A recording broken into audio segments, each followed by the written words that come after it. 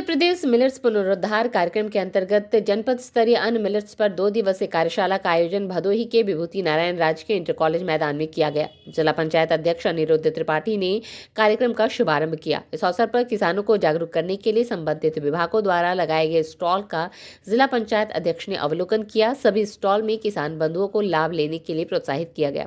अनिरुद्ध त्रिपाठी ने कृषकों को संबोधित करते हुए बताया कि केंद्र और राज्य सरकार की विभिन्न योजनाएं किसानों के समग्र विकास के लिए समर्पित हैं।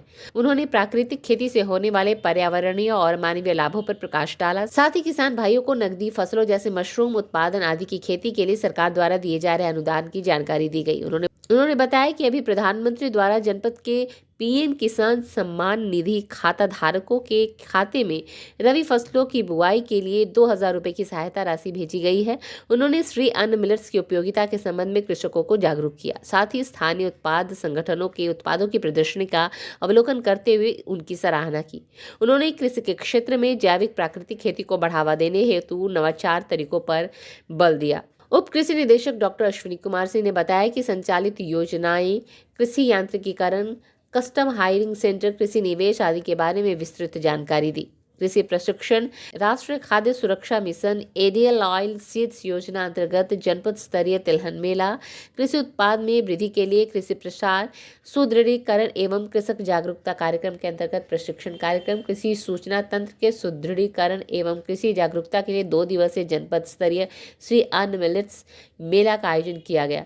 किसान मेला में ड्रोन से नैनो रासायनिक उर्वरकों का छिड़काव करके किसानों को लाइव दिखाया गया। इसके प्रयोग का प्रदर्शन और प्रचार प्रसार किया गया।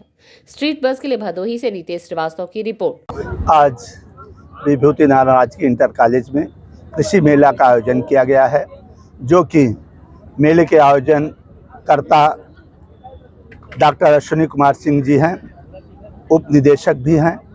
मैं ऐसे भाई का बहुत बहुत कोट कोट धन्यवाद दे रहा हूं कि अभी हमें जहां तक मालूम है 3 महीने भी नहीं बीता कि दूसरा मेला यहां पे लग गया है।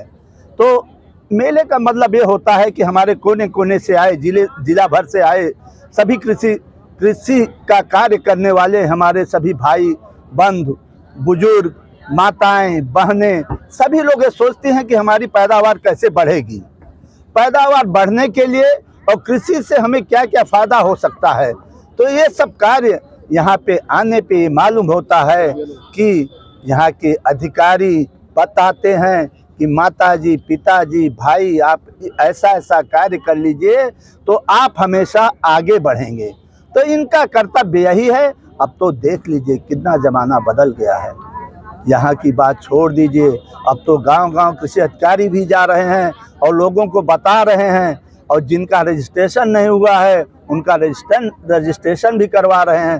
तो ऐसे हमारे ज़िले के अधिकारी महोदय को मैं कोट कोट धन्यवाद देना चाहता हूं, और ज़िले के मुखिया यहाँ के जिला अधिकारी श्री गौरांग राठी जी का भी मैं धन्यवाद देना चाहता हूं कि आपके नेतृत्व में ज़िला का विकास ऐसा हो रहा है कि कभी कोई सोचा भी नहीं था।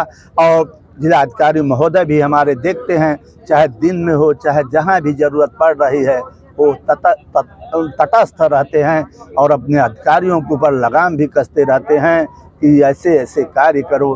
तो ऐसे जिला अधिकारी महोदय का भी कोट कोट धन्यवाद मैं अपनी जिला पंचायत भदोही की तरफ से। ये जनपद के करीब 50 हमारे स्टॉल लगे हुए हैं, जो विभिन्न विभागों के द्वारा जो विभिन्न विभागों की योजनाओं के बारे में बताया जा रहा है। मेन हमारा थीम मिलेट्स का था।